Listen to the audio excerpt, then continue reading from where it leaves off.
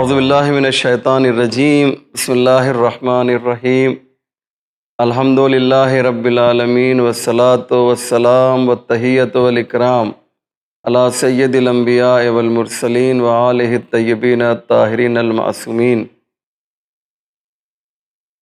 حسن الخلق یزید فی الرزق، البشاشۃ حبالۃ المودہ۔ دین اسلام کی خواہش یہ ہے کہ انسان اپنی انفرادی زندگی میں، اپنی اجتماعی زندگی میں اچھے اخلاق کا مظاہرہ کرے، کیونکہ بہترین اخلاق کے ذریعے سے بہترین معاشرہ سامنے آتا ہے۔ آج جو برائیاں، مشکلات اور پریشانیاں ہمارے سماج میں، ہمارے خاندان میں دیکھنے کو ملتی ہیں، اس کی جو وجہ ہے وہ در حقیقت حسن اخلاق کا فقدان ہے۔ حسن اخلاق واقعاً ایک شیریں زندگی ہمیں عطا کرتا ہے، اور جہاں پہ حسن اخلاق نہیں ہوتا ہے وہاں بہت سی مشکلات، بہت سی پریشانیاں سامنے آتی ہیں۔ ہمارے بزرگ اماموں نے، انبیاء نے، خود پیغمبر اسلام نے حسن اخلاق کے نمونے کو پیش کیا تاکہ ہم اسے اپنی عملی زندگی میں اختیار کر سکیں۔ پیغمبر اسلام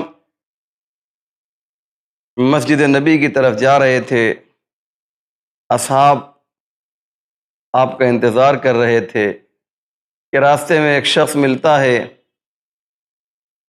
جو یہودی تھا اور کہتا یہ ہے کہ آپ کو میں مسجد میں جانے نہ دوں گا۔ پیغمبر نے کہا کیوں؟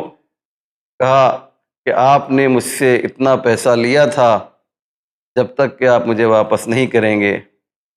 تو آپ نے فرمایا کہ دیکھو، اولاً تو میں نے تم سے کوئی پیسہ نہیں لیا ہے، لیکن تم یہ کہہ رہے ہو کہ میں نے تم سے کچھ قرض لیا تھا اور واپس نہیں کیا ہے، تو مجھے کم سے کم اتنی مہلت تو دو کہ میں گھر جا کر پیسہ لاؤں اور تمہارے حوالے کر دوں۔ اس نے کہا یہ ممکن نہیں ہے، اور پھر وہ بے ادبی کی پیغمبر کے ساتھ کہ پیغمبر کی ابا کو جو آپ دوش پر اوڑھے ہوئے تھے نہایت ہی بے دردی کے ساتھ اتارا، کھینچا اور اسے پیغمبر کے گلے میں ڈال کر اس نے کھینچنا شروع کیا کہ پیغمبر کے گلے میں نشان پڑ گیا، اور وہ اس طرح سے پیغمبر کو اذیت پہنچا رہا ہے۔ ادھر صحابہ کرام منتظر ہیں کہ پیغمبر مسجد میں تشریف لائیں۔ جب پیغمبر کو آنے میں دیر ہوئی تو کچھ لوگ مسجد سے باہر نکلے تو کیا دیکھا کہ ایک یہودی ہے جو پیغمبر کے ساتھ بے ادبی کر رہا ہے۔ پیغمبر کے یہ اصحاب آگے بڑھے اور چاہتے تھے کہ ان کا اس شقی کا، اس بدبخت کا، اس ظالم کا کام تمام کر دیں، کہ پیغمبر نے کہا تم لوگ رک جاؤ، میں اپنے دوست سے اس مسئلے کو حل کر لوں گا، ہم خود ہی آپس میں اس مسئلے کو حل کر لیں گے۔ اور پھر پیغمبر نے وہ اخلاق حسنہ پیش کیا، وہ اخلاق کریمہ پیش کیا کہ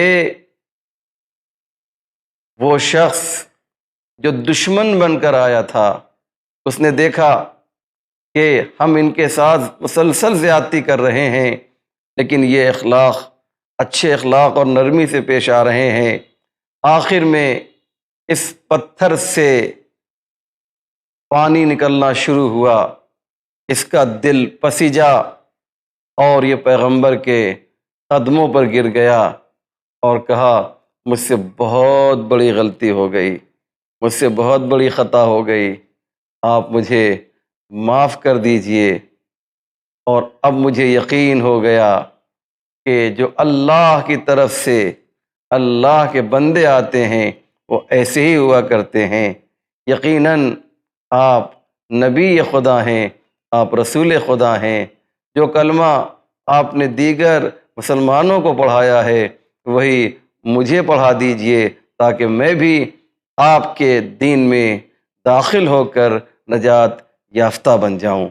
آپ نے دیکھا پیغمبر نے اپنے اخلاق کے ذریعے سے اس کو اپنا بنا لیا، اور روایت میں یہ ہے کہ جب تک وہ زندہ رہا وہ اسلام کا ایک وفادار ساتھی بن کر رہا، اور پیغمبر کا وفادار صحابی بن کر رہا۔ السلام علیکم ورحمۃ اللہ وبرکاتہ۔